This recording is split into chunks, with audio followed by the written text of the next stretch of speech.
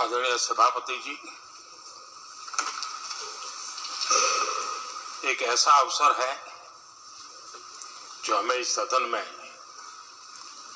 हर 2 वर्ष के बाद कुछ भावुक पलों में डुबो देता है। इस विशेष अवसर पर आपने मुझे अपनी भावनाएं प्रकट करने के लिए जो अवसर दिया, इसके लिए मैं आपका बहुत बहुत आभारी हूं। आदरणीय सभापति जी,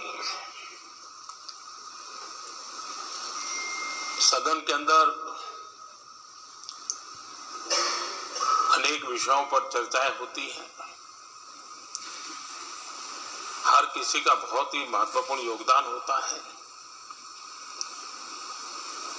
कुछ खट्टे मीठे अनुभव भी रहते हैं,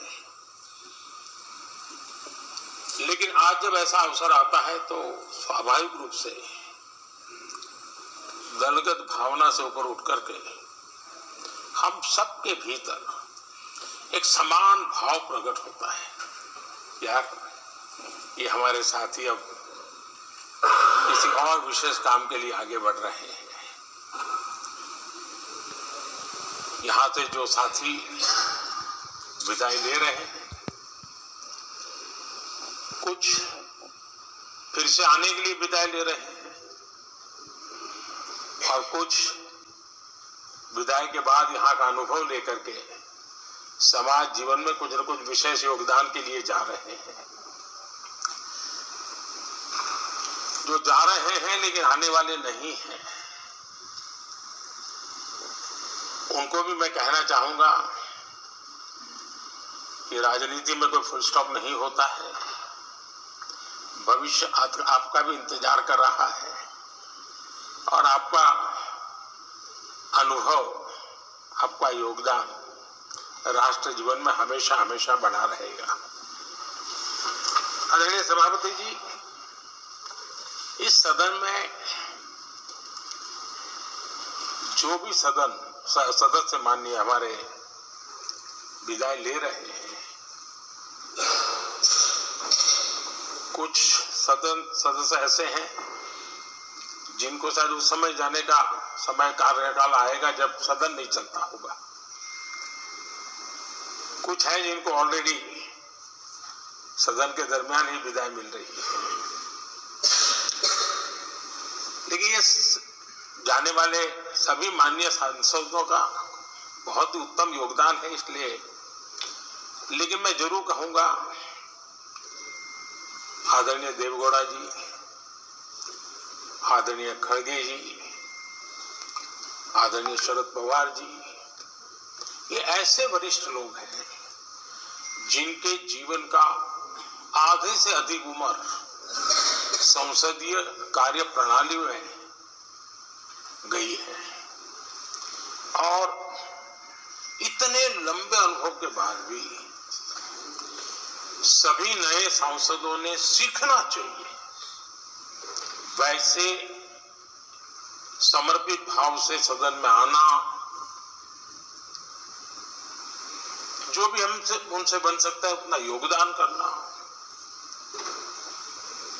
यानी समाज में से जो जिम्मेवारी मिली है उसके प्रति पूरी तरह समर्पित रहना, इन सब वरिष्ठ लोगों से हम जैसे सबको सीखने जैसा है और मैं उनके योगदान की भूरी भूरी सराहना करूंगा, क्योंकि इतना लंबा कार्यकाल छोटा नहीं होता, बहुत महत्वपूर्ण। उसी प्रकार से हमारे उपसभापति जी हरिवंश जी विदाई ले रहे हैं। हरिवंश जी को लंबे समय तक इस सदन में अपनी जिम्मेवारी निभाने का अवसर मिला है। बहुत ही मृदुभाषी, सदन को चलाने में सबका विश्वास जीतने का निरंतर जिन्होंने प्रयास किया, और मैंने देखा है कि संकट के समय ज्यादातर उपसभापति के ही जिम्मे आ जाता है कि भाई आप संभाल लेना जरा। तो उनको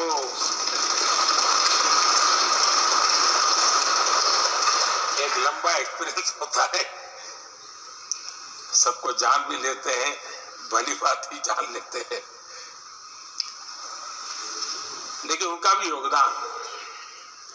और जब भी, और मैंने देखा कि जब सदन का समय नहीं होता है तो देश के कोने में कहीं न कहीं वो यूथ के साथ मिलना जुलना, देश की परिस्थितियों के संबंध में उनको अवगत कराना,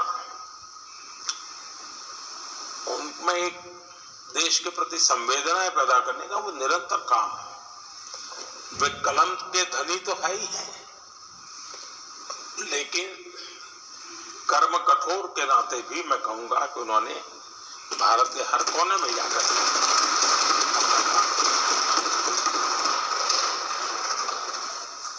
आदरणीय सभापति जी, कभी कभी किसी समय हम सुनते थे कि सदन में बहुत ही हास्य विनोद व्यंग्य का अवसर मिलता रहता है। इन दिनों शायद धीरे धीरे कम होता जा रहा है, क्योंकि 24/7 मीडिया की दुनिया ऐसी है कि हर कोई कॉन्शियस रहता है। लेकिन हमारे आठवले जी हैं जी, सदाबहार है।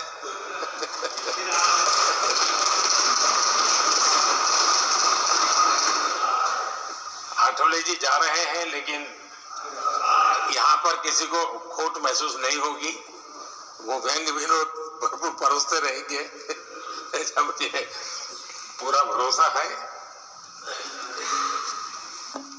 आदरणीय सभापति जी, सदन में से हर 2 साल के अंतराल के बाद एक बड़ा समूह हमारे बीच से जाता है, लेकिन ये ऐसी व्यवस्था है कि जो नया समूह आता है उनको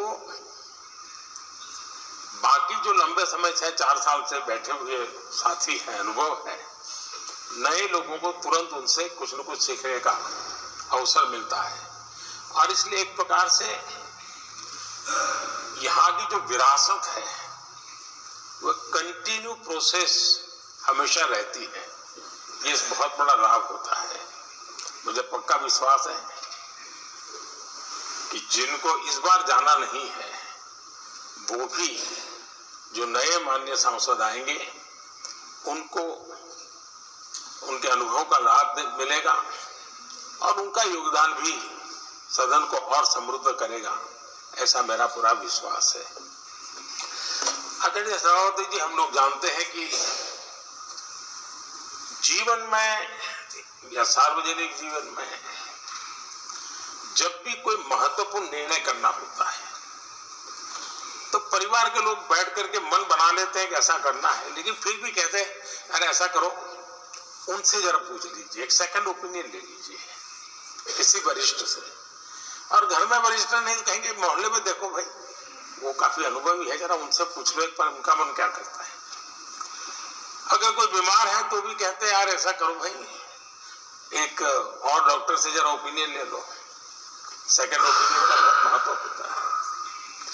मैं समझता हूँ हमारी संसदीय प्रणाली में ये सेकंड ओपिनियन की बहुत बड़ी ताकत रही है। एक सदन में कुछ निर्णय होता है, दूसरे सदन में फिर आता है सेकंड ओपिनियन के लिए। अगर इस सदन में होता है तो उस सदन में जाता है सेकंड ओपिनियन के लिए।